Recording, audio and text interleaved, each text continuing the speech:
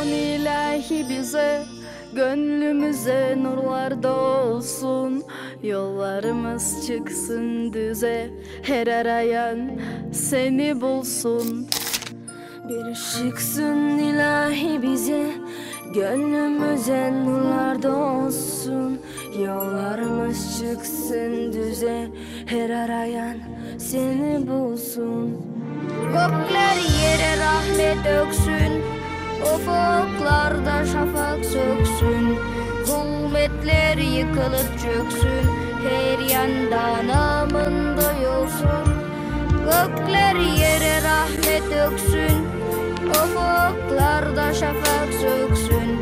Zulmetler yıkılıp çöksün, her yandan aman duyulsun. Gözlerimiz, gözlerimiz, yorgun ve bitkin hepimiz. Evvelahi emelimiz her gün şehrainle olsun. Gözler bu